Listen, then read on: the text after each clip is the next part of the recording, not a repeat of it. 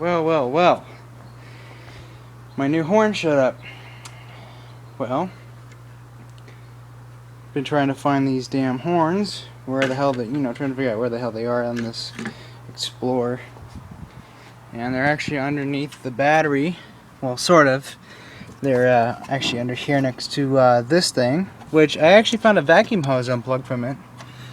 So I wonder if that was giving me fuel economy problems. Because if you look at that little line, it goes to the EGR valve. So anyways, I got that fixed. And then this is your little terminal for your horns. And that's just your power. They will ground out just by putting this up to the body. This is pretty much your ground. So anyways, I got this hooked up. And they're actually the same brand horns. This is a FIAM or FIAM, and this is a FIAM. And this is a low tone horn. Got a low tone horn here. And you also have a high, and it says it right there. So what I'm actually going to do is hook these up. That's really annoying. And then also hook this one up, so I'll have two low and two high. Now what I really want to do is have two high and two low, so I'm going to buy a high tone horn, and then I'm going to relocate these and put them up in the front somewhere. Alright, here we go. That's a two low tone horns. So here's our high horn.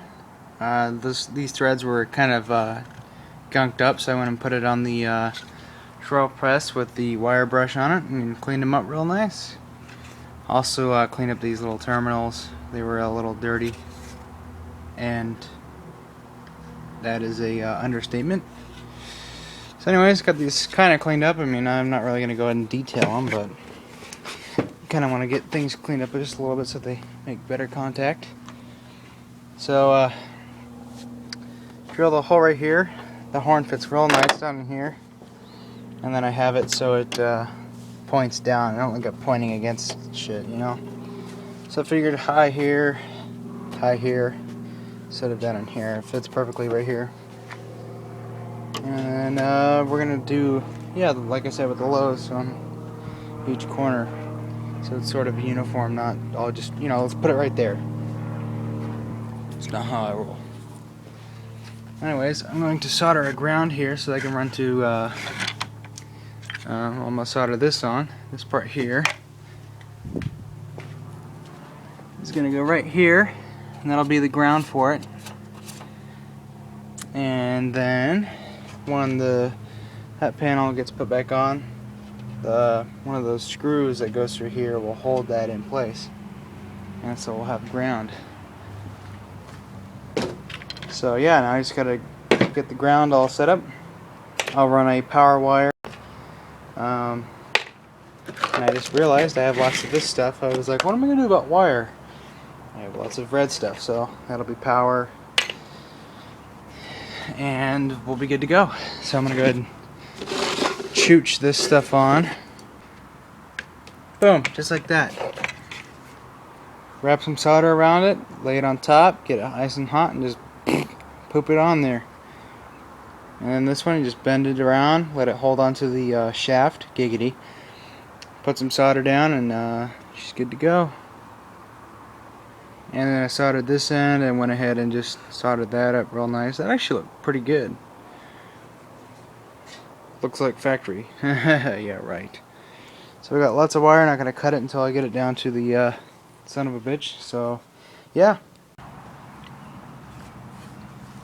So the horn will look like that. The horn will look sort of like this.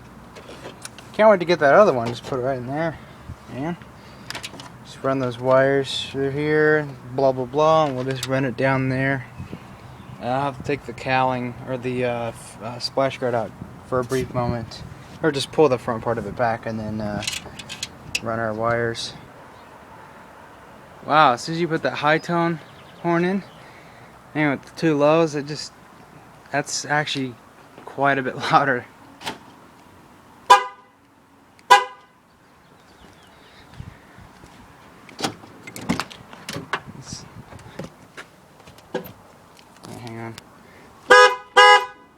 Nice. Wait till we get that other high. I know my body ground method worked. Sweet, eh? I think we got everything hooked up. My tie wrap redneck battery strap works great.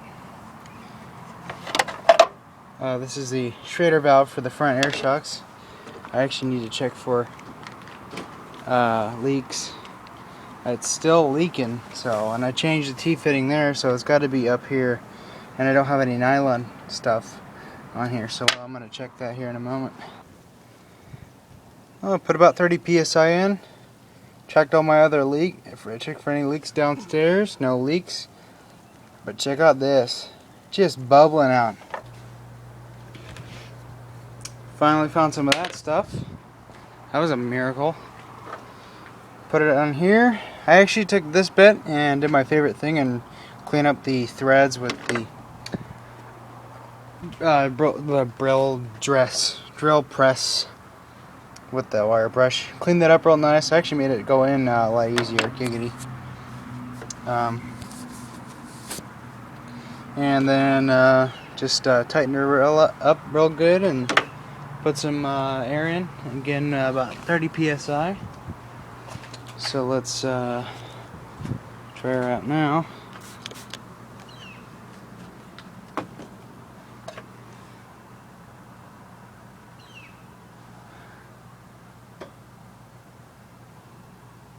No leaks. Oh yeah, that's real nice and strong now. And then we just put our little cap on. Should put nitrogen in here, huh? Green cap, giggity. Oh, what? Just put that down there. You can take your tools, put away your stuff, go to the store, get your bread. Yeah. Just driving along, got nice traffic. Seems to be riding pretty good actually. It's a bit better. It's real nice. It's actually fairly smooth right now. Still not totally perfect, but we got other issues to work out, but this is a hell of a lot better than way back when. I mean, like, this road usually feels pretty rough, but right now it's pretty smooth. And as you can tell by my hand, we're not really shaking a whole lot, so yeah. And it rides real nice and firm. I like the firmness. It's not spongy, it's just straight up nice and firm. And I think that tube that I said I spotted was unplugged. Well, I think that was causing some problems, because this engine responds so much differently now. Like, it idles really smooth, like even better than it did when I first put that new ignition coil in. Now it just runs a lot better.